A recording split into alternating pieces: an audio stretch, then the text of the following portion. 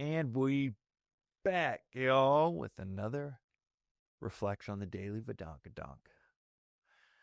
The daily podcast, just a few minutes discussing different topics within the timeless philosophy of Advaita Vedanta. Advaita Vedanta, as many listeners know, means non-dual end of knowledge. Advaita means non-dual or not two, specifically. And then you have Vedanta, which means end of the Vedas, which are the four oldest philosophical textbooks in the world, or Veda means truth, so end of truth, or culmination of truth. It is famously a play on both of those. Today's reflection is on the concept of Sakshi. This is one of the pillars of the timeless philosophy of Vedanta. Sakshi, which is the Sanskrit word for witness. Sakshi is, when I think about it, the first thing that I think about is witnessing my thoughts, witnessing my body, witnessing deliberation or discernment of should I do this or should I do that. There is a witness to the body, the mind, and the intellect, our equipments to navigate. And if you want more on those, check out episode 1 of this podcast project, which is a 15-minute overview of the entirety of the philosophy of Vedanta, where we talk about these three equipments. Sakshi, this concept of being a witness, has two profound aspects to it. One is that it tells us, shows us we are not our thoughts. One is on the practical side. If you are observing something, then by definition, you are not that. If you're observing a dog at the park, you're not that. If you are observing the body, you are not your body. According to this philosophy, if you are able to continue this line of thought, observing your thoughts themselves, you by definition are not your thoughts. If you can observe them, then by definition, you are separate from that which you are observing, the real you, the you that can observe when you are singing a song in your head, the you that can observe pain in the body, the you that can observe thoughts and a fork in the road and trying to decide which path should you take in that fork and that decision in life. This practical side of the observer, being the witness, it helps dislocate our identification with our body, with our thoughts, with our emotions, with our feelings, with our ego. It helps us disidentify with that which this philosophy says you are not. As much as you might identify with your body or your thoughts or feelings, your emotions, our attachments, our preferences, this philosophy is so clear when it says, if you can observe them, then they are not you. By definition, if you can observe, say, your hand, you can remove it and you'd still be you, right? Example that we give, and this is from one of the Upanishads, you can go up the arm, up to the shoulder. Where does this observer become the body? It obviously is not in a nail that you clip off and it falls to the ground. It, quote unquote, was you and now it's not. But obviously, a finger, a hand, an arm. We identify with these things. We say, well, that's me. But remove them and you're still there. This philosophy says you can do that with the body, with the mind. You're still there. Deep sleep has no thought flow. But there's still a you there, separate from your thoughts. So this practical side, it's hard to overstate. It is so helpful to say, okay, I'm not these feelings that I'm having right now. It's related to neti, not this, not this. Who I am is not this thought, not this sensation, not this pleasure or pain. The other side of this, because that's just on the practical side, as you continue to disidentify the observer from that which is being observed, you can take this all the way back to the self, to awareness itself, to pure consciousness. Sakshi is, as I stated in a previous episode, it is both a practice and the result of practice. It is a practice, and this is what makes it one of the unique anchors and pillars of this philosophy. As you practice a disidentification with your body, your thoughts, your pain, your pleasurable sensations, as you disidentify and say, okay, that's not me. It's happening. I'm observing it, but that's not me.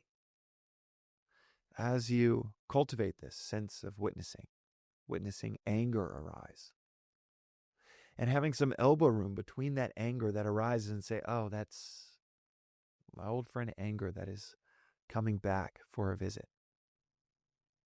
That's sadness. As Rumi so eloquently points out, invite sadness in for a cup of tea. Don't let it overstay its welcome, but say, okay, yeah, this is my old friend sadness. Maybe it's a bit of regret where you need to learn from the decision made. We're not suppressing, repressing, escaping. You say, okay, yeah, come on in, but I'm not going to let it overstay its welcome. And most importantly, I am just letting this visitor come through. It's passing through. I am not sadness. I am not this regret. I'm apart from it. And as you practice this, as you cultivate this disidentification and identification with the witness, the observer itself, you can take that all the way up to realization. It's a big word, and that's the deep end of the pool, waking up. But that is the truth about Sakshi, according to this philosophy, is that you can practice it. And as you practice it, it becomes a result of your practice, not a result that takes another form, but you become a better and better witness, a better and better disidentifier with thoughts, feelings, perceptions, these emotions that maybe in the prior versions of you dominated your identity. As you watch them and build that elbow room between them, that disidentification with them, view them as visitors just passing through, we become more and more untouched by them. We see the value even in pain or sadness. We're not repressing. We're not trying to escape, because we know we are not them the more that we practice this. And you can practice that through the 3 classical practices of Vedanta. You can practice it within each. Those 3 are Shravana, Manana, and Nididhyasana. That's listening. So much Sanskrit this episode, so apologies if we're overusing these exotic sounding words, because they have very plain English definitions, at least these do. Some Sanskrit words, they're very hard to define in English, but these are quite easy to translate. Shravana is listening. Manana is reflection and contemplation. Nididhyasana is meditation or experiencing. So Shravana is listening to this concept of a witness, cultivating this perspective of the witness while these emotions or sensations are happening. Building that elbow room, so to speak. Manana's reflection, saying, okay, well, I'm listening to that and I'm hearing what's being said. But Shravana is what is being said. Manana is what does this mean for me? How would this take place in your life? Reflection is 100,000 times more powerful than listening in this philosophy, at least as is said within this philosophy. So let me try to even practice right now while you're listening to this. Okay, there's a you apart from what you're hearing, what you're sensing.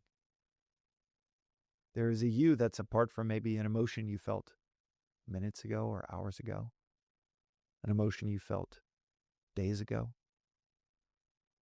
an emotion that might have completely hijacked your whole system for hours or for a few days, but you are obviously right now distinct from that emotion. Manana and reflection on this concept would then take it into a daily practice. Seeing when we get hijacked by our misidentifications, creating space from those and seeing those misidentifications happen less and less. But then Nididhyasana is a default identification apart from the body, apart from the mind and our emotions, apart from the ego, apart from the intellect, that capacity to discern right action from wrong action. Cultivate the witness enough, and the result of all results of practice is that you identify purely with just the witness. Awareness itself. Not any identifications with being aware of anything. Conditionless awareness. Pure consciousness, so to speak. Sakshi. One of the rare concepts within this philosophy where it is both a practice and the result of practice. Not only profound in that path that it can take you from where you are today to where you might spiritually, or even just in your mundane life where you'd want to be, less affected by our emotions and circumstances. It can take you from where you are to anywhere you want to be. And in the realm of accomplishment or in the realm of realization. A practice that is the result of practice that allows you to practice more and becomes an even more powerful result of that practice, a very virtuous cycle. And that is through cultivating the witness. That is today's reflection on the Daily Vedantic. We'll see you next time.